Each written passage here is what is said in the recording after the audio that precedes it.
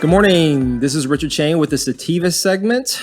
We are filming episode 9 today. Hey, Dan. How's it going? How you doing? Glad to be here. Good. Well, before we get started, I'd like to tell you, and of course, all the listeners out there, that this episode is fueled by Dads at Peace. It's a men's resource center based here in Dallas, Texas. For those of you who are watching, if you want to know more about it, you can certainly look it up on Facebook, Dads at Peace. So today we have a guest in the accounting industry, but more so than that, he's actually a close personal friend of mine. His name is Dan Olsen. Oh. What's going on? Pleasure to be here today. Glad to be here. It's so weird Am I having one of your first CPAs come up here? You're the first CPA. Right. But it's weird having you on because I have a personal relationship with Yeah, you. we can talk about all that too. We can make this a lot of fun. This will be like the Joe Rogan show. But I mean, really the purpose of this is to educate the public about, Of course. accounting, 280E, which is a major tax issue in the cannabis industry. Really, your stint at a large cannabis company, right? And also, what as a CPA, your perspectives on certain accounting and quality of earning issues as it relates to the cannabis industry. So I know you. You don't have to tell me every little detail, and but. Why don't we start off with you sharing a little bit about where you're from, where you went to school? I know you went to some subpar quasi-accredited college called Texas A&M, right? Yeah. Well, it's kind of weird that you had somebody else from Texas A&M 2 episodes ago. I guess you must like the Aggies, huh? Good friend. Well, I look at it as charity. It's philanthropic of me. Very pro bono of me. Fair. We'd love to give charity too. I'm a very giving person, Dan. But no, seriously, you're from where? So originally, I am from Chicago. Okay. I moved down here right before high school, and went to Arlington Lamar High School. Then went to the best upper institutions in the United States, Texas A&M, and I loved it so much. Got 2 degrees there. Okay. Kind of afterwards, so I am an accounting major. I have a master's of science and management, and basically that got me going into actually finance and learning the nuts and bolts of finance and business. Went into audit right afterwards. And you were with the big shop, right? Big Four, Ernst & Young. So you have that big Four pedigree as part of your arsenal, right? Yeah. Okay, and good. Great place to grow up and learn and get to know people, and also to get to know business. What is this all about? Why am I doing this? These accounting principles and all are great, but you actually learn the nuts and bolts of why they have this business cycle, this sales cycle, and why these particular forms are filled out. And there's a necessity to it. There's policies and controls and procedures for every business, and they need to have them to kind of mitigate the risks of everything. So did that. It wasn't necessarily me for whatever reason. I just was not into the checklists and whatnot. I wanted to go more to the front end of a business cycle, like learning about, value add propositions, mergers and acquisitions. That really excited me. Sure. I went to a company called, after that, is Fortune 500 at the time. It's called Affiliated Computer Services. Was about 3 years. The way that could be referenced, and people can actually know about that. It was on Haskell in 75. It was the Leaning Tower that was being knocked down in 2020. I was actually not in the building at the time. It was getting knocked down, but it was one of the buildings I was in existence. So I did that about 3 years. So you say, you've had a great background, and first of all, for those of you who are listening, Dan's an incredibly smart guy, despite the fact that he went to Texas A&M. I should have went to Harvard, maybe. And so, he's good at what he does. Again, despite the fact that he went to an unaccredited college. But how did you find auditing to be boring? Most CPAs I talk to make it a point to tell me that auditing is the fun part, and then tax is kind of the boring side. Tax, it's both are equally challenging for sure, because you get, when you're an accounting major, you got tax and audit. Those are your crossroads. Actually, it's not. There's a third one too. It's either you go public firm, right, which is tax and audit, or then you go to the other side. You go private company. You go into like an accounting office or whatnot, or finance group within maybe Fortune 500 company. The thing about audit, though, no, you do learn about risks and whatnot. There's just you're dealing more with historical.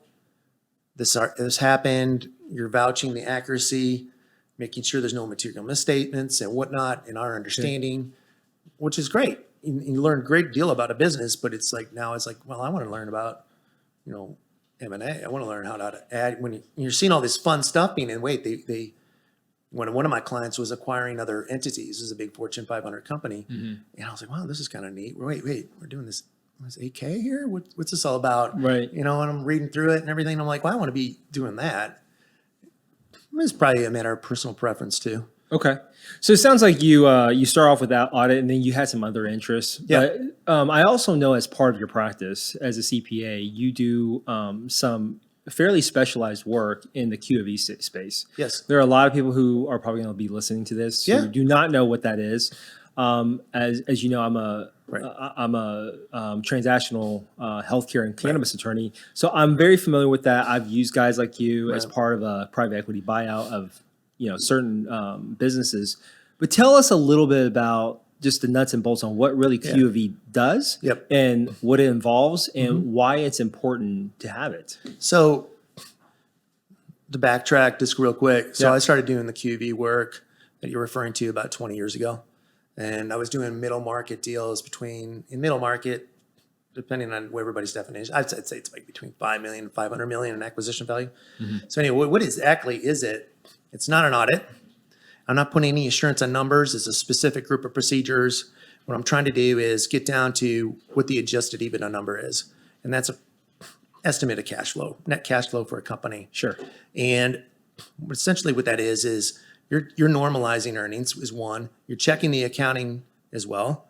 And also, as part of this, I'm identifying all the risks of the company too.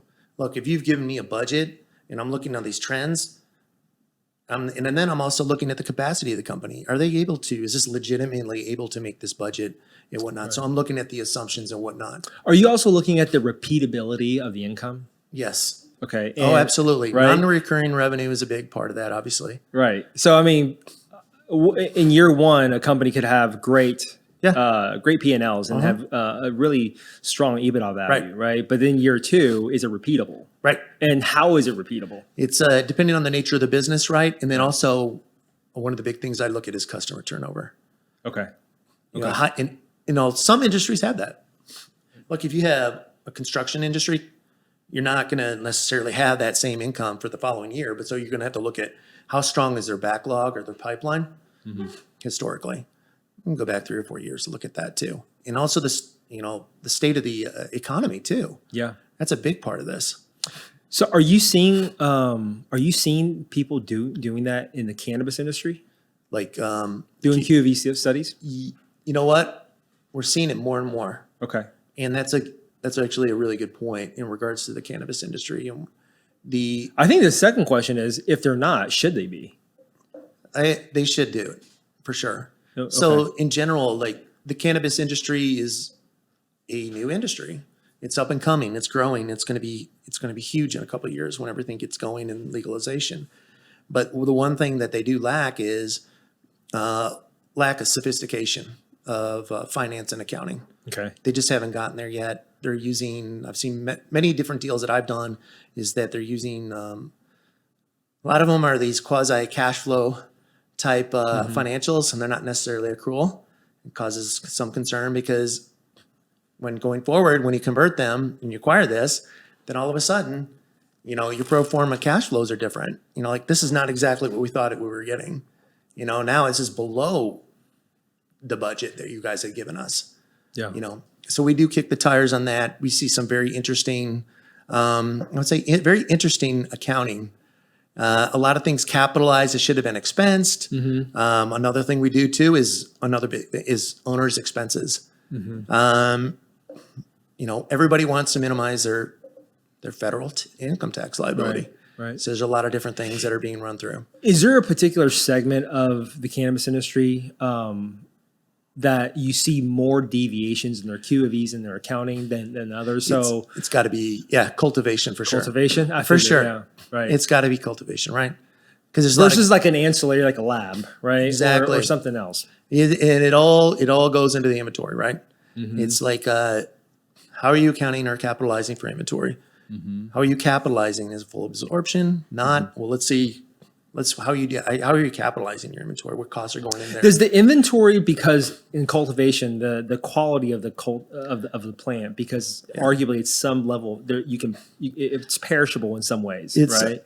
It can alter the integrity of it. Does that impact the accounting aspect of it? Because arguably, if it's not as good as it was, then you can't sell it as well, right? And so that messes with your cash flow. That impacts your value because you're looking at yields. That's another big thing we look at. So, okay, your yield is a certain percentage. And then you start looking at the trend over a year and you're like, wait, it's going down. So this inventory is not as good as you say you have on the books or what it's going to be sold for. And what can you sell, right? So have you ever gotten into like an argument with an owner because they feel one way and you're trying to explain to them? People know me, knows I could be decently argumentative. I mean, I'm not going to back down on things. But because sometimes I find that owners have an emotional attachment to their business, as they should, right? Rightfully so. And sometimes when you have that emotional attachment to your business and to your products, because you're very proud of it, it can put some blinders on objectivity. So that's a really good point. And that goes into a lot of these owners are entrepreneurs and they put a lot of effort, a lot of, blood, sweat, and tears into this. Right. This is their baby, so to speak. And they'll always back and they'll say, look, this is the way we've been doing it historically. And I'm like, well, this is not necessarily right. And then we go back and forth on it. And a lot of that comes down to another big part of this is where you're getting ready to close the process of diligence. And when I was in-house it was at TerraSend, big MSO based out of Toronto. You're going through the process of closing things and things get a little emotional at the end. Yeah. People are this is the way we've always been doing it. Right. This is what inventory should be. This is what it should not be. And I'm sure you're seeing different things now that you're a vendor or you're a service provider on the outside versus the type of dialogue and, perspective working at TerraSend or somewhere in-house, right? I want to circle back to TerraSend in a second. Your stint there, that's going to be interesting. But I do want to know, how did you fall into the cannabis industry? Because I think everybody has their story. As a lawyer, I certainly have my story, how I, fell into it. Yeah. But how did you first fall into it? It was, I wasn't because I was looking. It wasn't. Years ago, I had my own shingle up. I had my own company. I was doing a little bit of investment banking and good friend contacted me, says I need some help on diligence for these particular cannabis companies that they were serving. I'm like, all right, and I started helping them and I got really ramped up and it was actually pretty interesting. It was very interesting. It's fascinating. Just the industry, the regulations that are involved and how so much risks involved. And it was exciting because it's brand new. How long ago was this? This is about 5 years ago. Okay. Yeah. And you just accidentally fell into it. Just kind of fell into it and I just kind of really liked it. And was very, motivated and inspired to do it and just learn everything about it. Right. And what happened with that was then I got hired. I got hired by our client that actually I helped do like 4 or 5 deals with on diligence side. And that was TerraSend. Okay. Yeah, I don't think anybody really initially looks for it. I mean, there are some service professionals that they have the intent of going to. I think you're finding that more and more because I can think of a couple of attorneys I know who are making a concerted effort to go into it. But I got into it in 2013, and it certainly was by fluke and accident. Because coming out of the healthcare industry, my first project was tied to medical cannabis and physicians. But I don't think, if you talk to the people who got into it earlier, it's not like we were just like looking for it. No, you're not. It kind of found us, right? Outside of consuming it, No, but it isn't. And I think that kind of goes into a little bit about the stigma of the industry, right? From the outsiders. Maybe they're not involved and don't understand it. Necessarily think it's a legitimate business. Well, I mean, it is a business. At the end of the day, it's a business. Absolutely. It's an industry and a business like anything else. You're still dealing with management of staff. You're still dealing with inventory. You're still dealing with cash flow. Right. You're still dealing with corporate structuring. Yeah. You know, raising capital. All the major pieces of running Right. and starting a business is essentially it exists in cannabis as well. This is huge industry, billions and billions of dollars. And I think when I was kind of referencing the stigma of it, you know, before I got into it, I'm thinking I'm dealing with Bill and Ted. Yeah, That's kind of like right. that, or Spicoli. Right. Absolutely not true. These are some of the smartest people you'll ever meet in your life that have built these businesses, these operators. The ones that I've entertained were amazing. Mm-hmm. They knew so much about the science of the plant and what they do, what's the impact medically, you know, recreationally, and how the body absorbs. I'm like, wow, this is just. No, agreed. You know, over the years, I've been doing this for about 19 years, and some of the smartest people I've ever encountered are in this industry that I've come across. Quite frankly, they've taught me, they've mentored me about you know, botany and phytochemistry and how it impacts the human body. Yeah. And it's a fascinating industry that I don't think gets enough credit, right, by other industries. Oh, for sure not. For sure not. And you know, part of that has to do with the legalization. I mean, until it is. Well, and the social stigma that you mentioned. Yes. Right? Yeah. Oh, absolutely. So let's talk about Terracin. You mentioned it was a large MSO based out of Toronto, Canada. I know Terracin does have operations here in the U.S. Yes. And they have a number of different lines of products. It's a vertically integrated organization, meaning that they do retail, which is downstream. They also do cultivation, which is more upstream, and then everything in between, right? Yeah. So tell me about how you fell into being with Terracin, what you did there, and tell me about your experience there. So as I said before, I fell into it, providing services, outsourced services, diligent services for them in regarding their acquisitions, and it just so happened those when I joined, we had already acquired them. I helped build it up. I mean, so what were they acquiring though? What were you helping them acquire? we were acquiring dispensaries. Okay. And this is back in 19. So this is kind of what I call the green rush, where things were just crazy wild. I mean, anticipation of legalization. There was a lot of capital election. raising, right? I think maybe it was like 18 or 17. Yes. That's when Constellation put in that $5 billion capital injection into. Yep. It's either Kronos or Canopy. Canopy, right? Yep. So tell me about your experience there. So it was pretty crazy. There's a lot of volume, a lot of hard work. I mean, we were exposed to, at the time, as we were kind of referencing with all the capital raises and everybody's, hey, we're for sale. We were dealing sometimes with a pipeline of 40 or 50 different acquisition opportunities.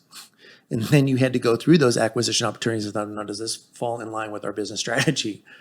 And then if it falls in line with the business strategy, let's go do it. Now, as you know, cannabis deals are difficult in M&A. They are. Yeah. They are. There's just these multi-levels, like you got a local issue, state legal, obviously federal. But and depending on what state you are, sometimes you have dual licensing issues, like in California. Yes. So, oh, absolutely. That was the hardest. And it takes, once you get everything all finalized, then you got to wait like 6 months to get it all approved by the local authorities. So the one we acquired, what I really enjoyed was it's called the Apothecarium. The big part of that was the dispensaries out there. Yeah.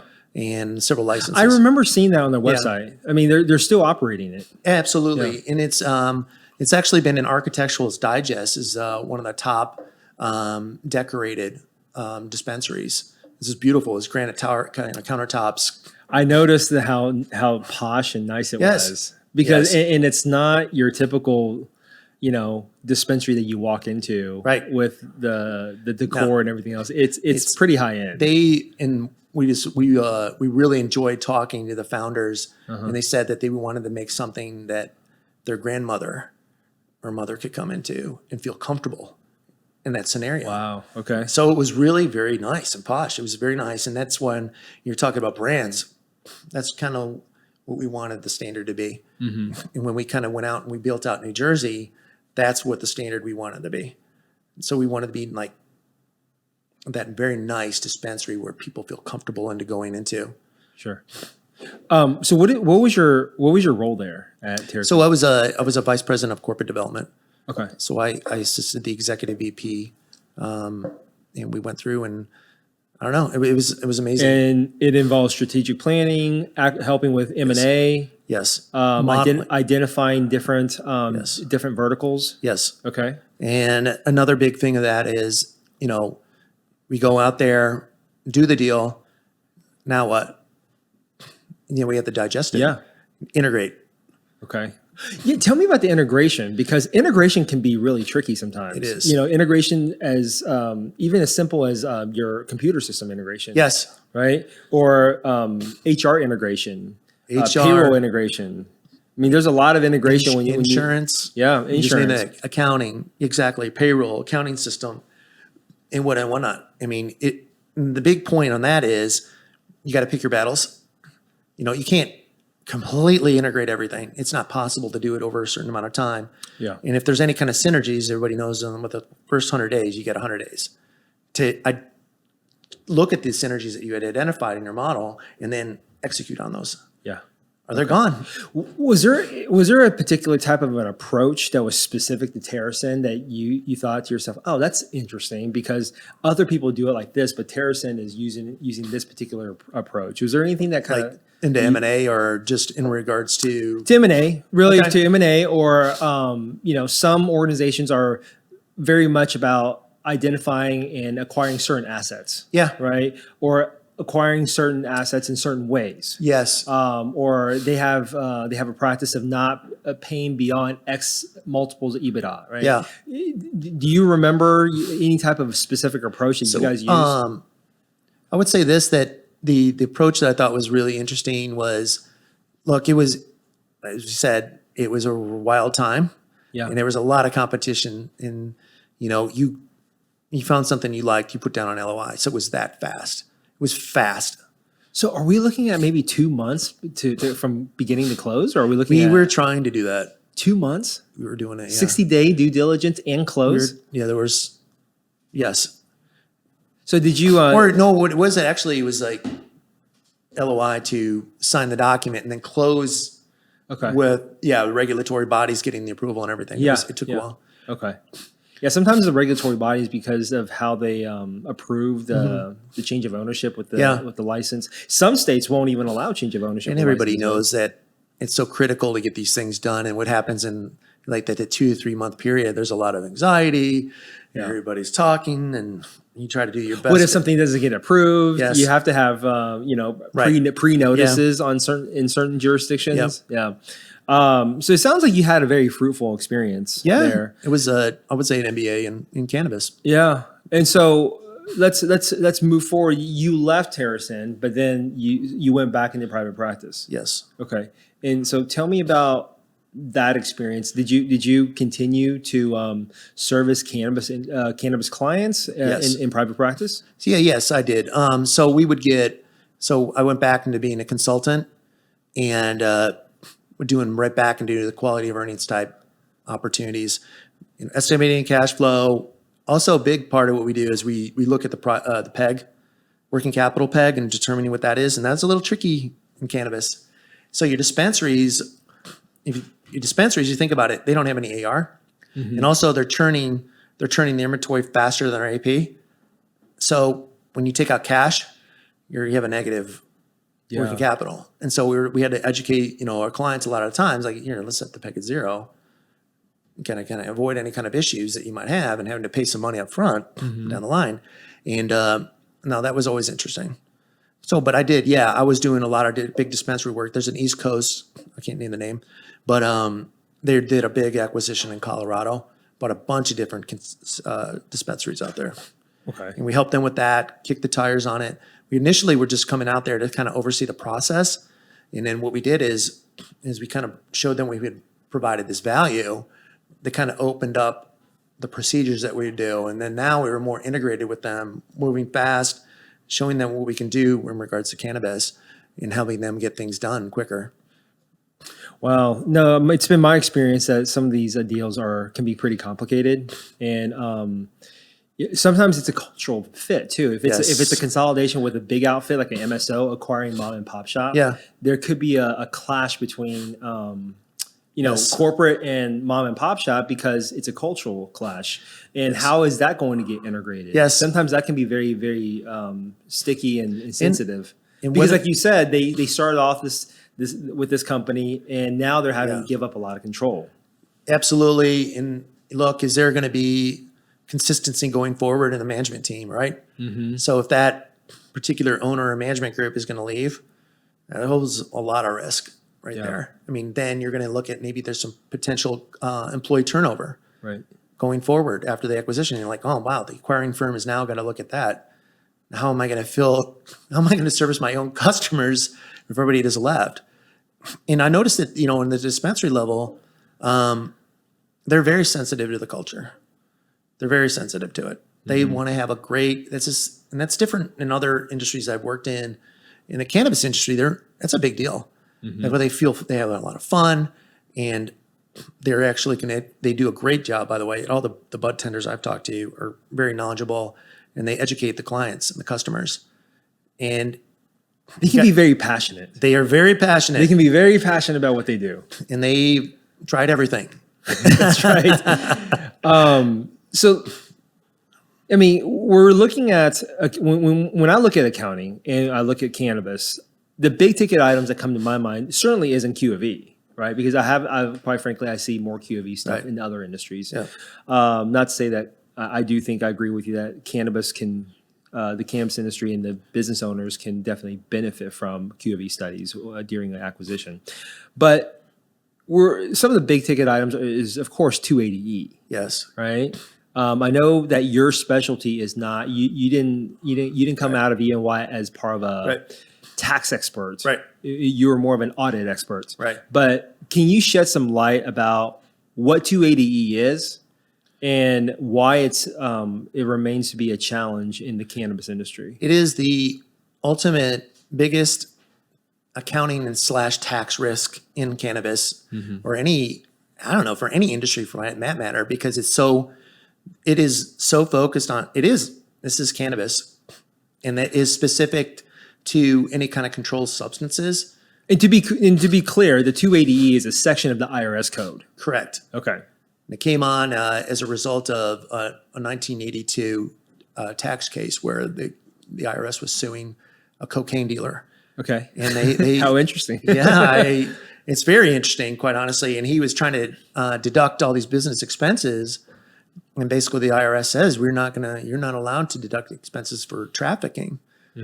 And what that basically eliminates is everything below what I say below the line of, gross margin and below is no longer deductible. And I'm just being very basic about that.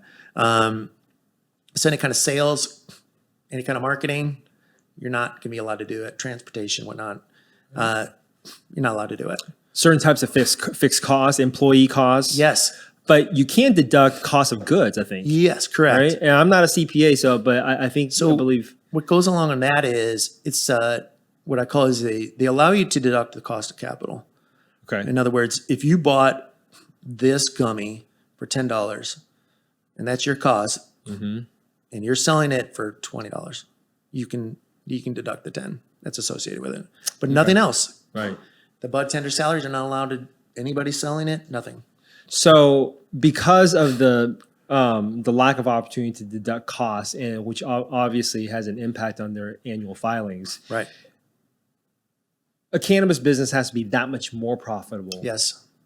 In order for it to be profitable, because of the lack of deductions. Absolutely.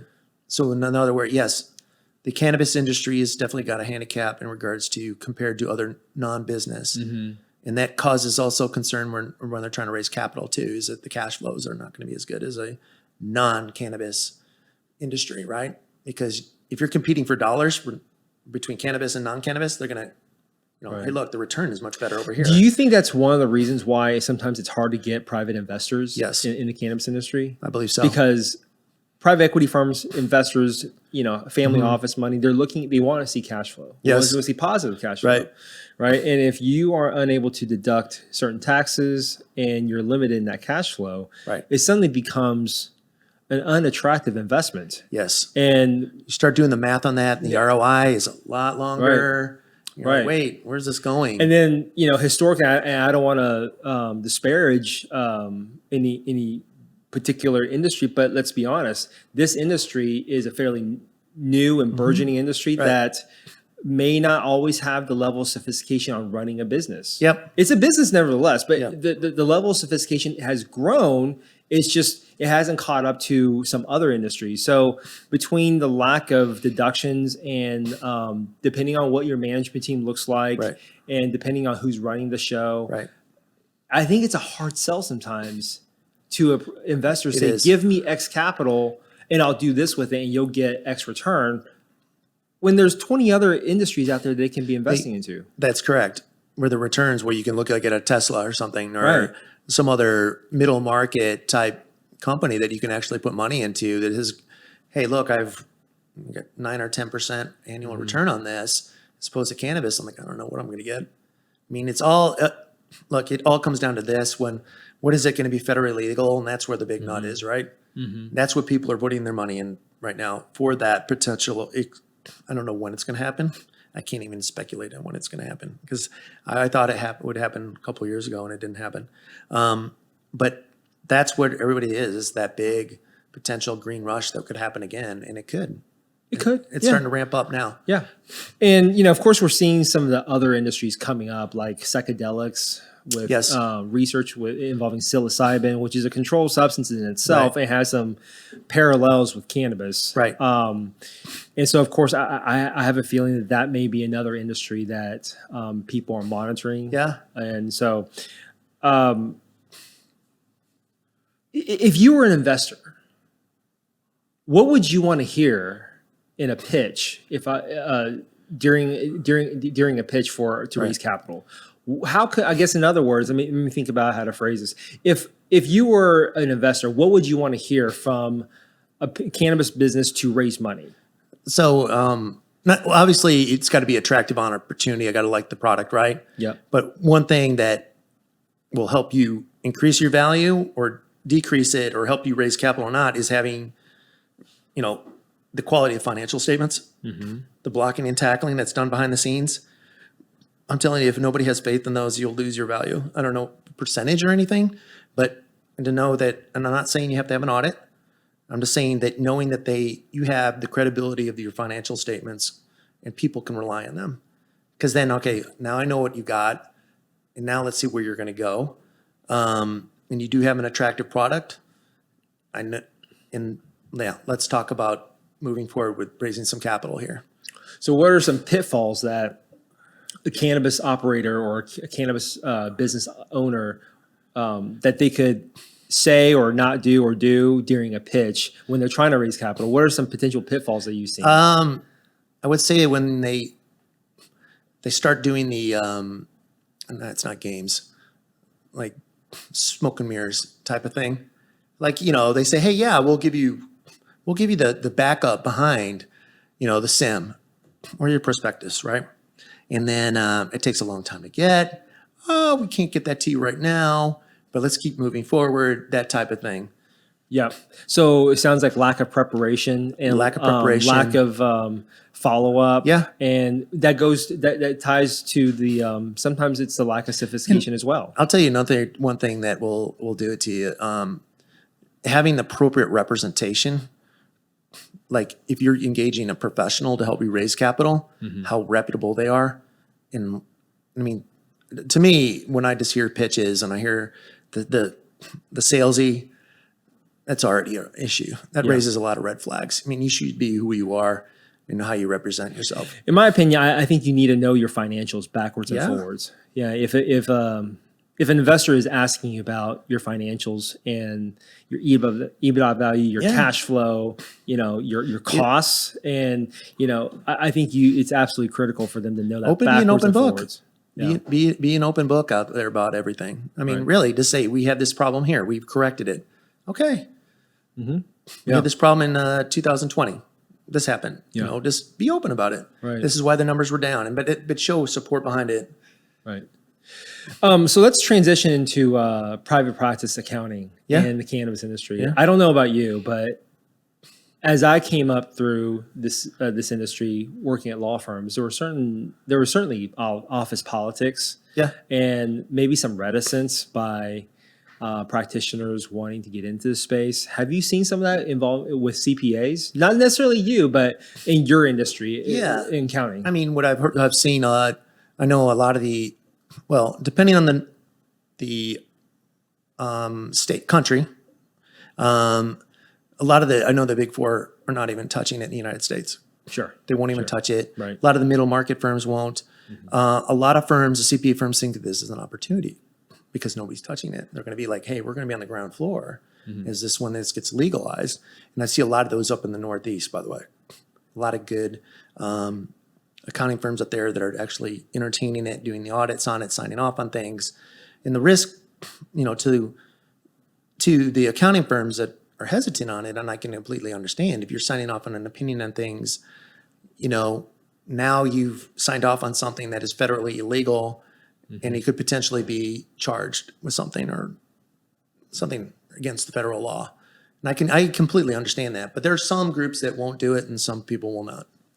Have you heard of challenges with accountants getting malpractice insurance because of the industry, or super high premiums on the insurance side? I heard of that up in the Northeast when I lived up there for about 6 months, and I got to know a lot of the different CPAs. And no, it's a big deal, and they're very sensitive about what the federal government says, what the president says, what's going on up there in the impending bills that will help, say Banking Act and whatnot, and all those different things. As those come to be with the decriminalization, as those things get passed, it seems like the risk lessens and it becomes less expensive to insure. Okay. Are there any particular cannabis businesses along the supply chain that you usually do more work for, or have historically done more work for? Right. Whether it's a cultivator or a processor or a retailer. Tell me a little bit about that. It's kind of a mixed bag, because a lot of the ones I do deal with are vertically integrated. Like Terracin. Right. Yeah. There was one that we did out in Vegas. They had a grow facility, big indoor grow facility. Yeah. And then they had 4 or 5 dispensaries in the area. Then there was a couple out in California, vertically integrated again. And then that Michigan was actually a pretty interesting one. I dealt with that last year. Now, Michigan has gotten into a supply issue. The supply immensely is over demand for the product, and the price per pound has dropped immensely. And everything, it's really much created the market. Did you say over demand or oversupply? Oversupply, sorry. Yeah. Okay. Way oversupplied. Price dropped. Yep. Now it's like, okay, who can offer the same quality for these prices? I think they're experiencing it in Illinois, aren't they? Yes, they are. California too.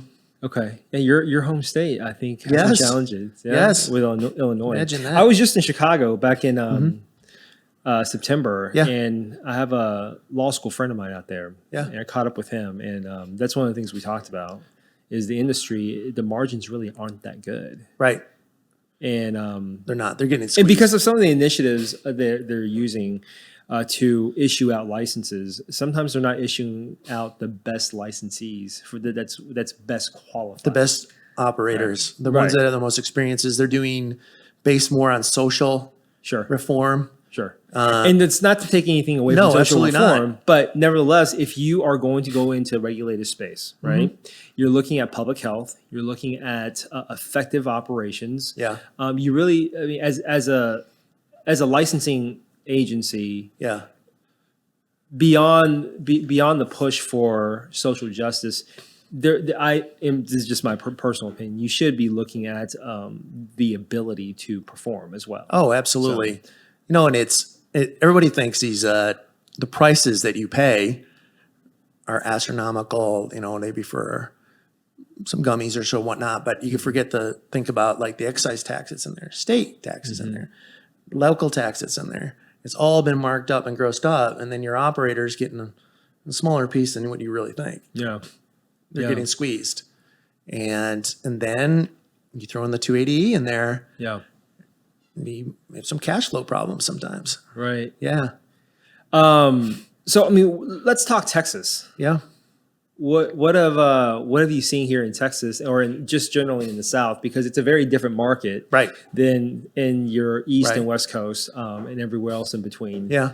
Have you seen anything that's really growing here in the South or in Texas? That Pardon the pun. Yeah, pardon the pun. That's right. No pun intended. But for example, in Texas, we've just reopened the Texas Compassionate Use Program licensing application. Yeah. But there's a lot of stuff that's going on in Alabama, Mississippi, all the Southeast, Yeah. the SEC states, right? Right. For those of you who are unfamiliar with football and college sports. Giga Maggie's there. Yeah, there you go. Don't delete that. How do they get in without being accredited college? Come on. It's who we paid, right? Or no? It's not what you know. It's the other schools. It's who you pay off. It's the other schools that are coming in next year that are the funny ones. Yes, you mean like the other? Yeah, the Texas? other two schools. And there's another school further north. That's right. A state away. Yeah, north of the border. Yeah, north of the border. Yeah. We're not they may or may props. not carry a maroon-ish type color. Yeah, kind of. Yeah, crimson red, I think. Crimson red. Yeah. But I mean, what have you seen really grow here in the South? So there is something going on in next month. They're opening up the applications for some medical cannabis applications and licenses. Yep. I know that's becoming a big deal. Nobody knows how big. But have you heard about Oklahoma potentially legalizing for adult use? Yes, I have heard that, and I thought that would already have happened, quite honestly. And now that's just a completely different thing. So I was just in New Mexico. Yeah. Just 2 weekends ago, and the fact that New Mexico has legalized for adult use, you drive across the border. There are actually these little retreats. Yeah. And there are only a few places in the entire state of New Mexico that have smoke lounges at a dispensary. I didn't know that. But really, it's an indication how the market is starting to shift. They don't even do that. Yeah, they don't even do that in California. So there's probably like 4 or 5 different places in New Mexico where it's a dispensary. Right. But they actually have like a consumption lounge in the back. Yeah. And so you can actually buy your products and go into the consumption lounge. And you have to have a consumption lounge license as well. And that's genius too. And they got to have proper, ventilation and whatnot. That's right. Which, by the way, did you know the ventilation on any one of those places is like, like $400,000 or $500,000? No kidding. I went into a dispensary back in 2018. I represented a dispensary up in Ann Arbor, Michigan. Yep. And I went to his back. First of all, I found out it was really interesting that their pet products were the number 1 seller. Yeah, it yielded a bigger profit margin than any other product. What I also found out was their ventilation system was about $450,000. Right. That blew my mind. Oh my gosh.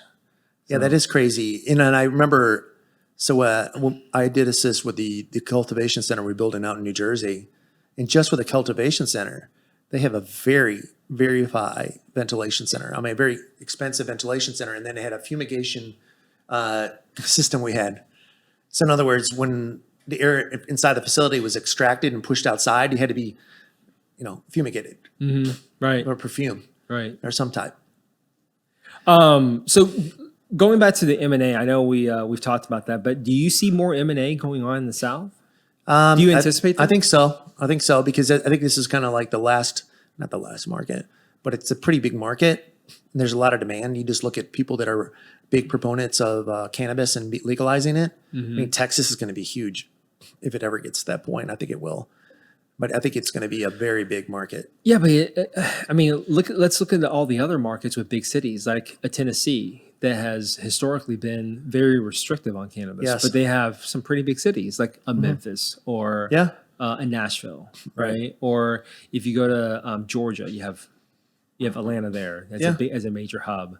So I'm just seeing a lot of potential in the southern markets. Yeah. Right.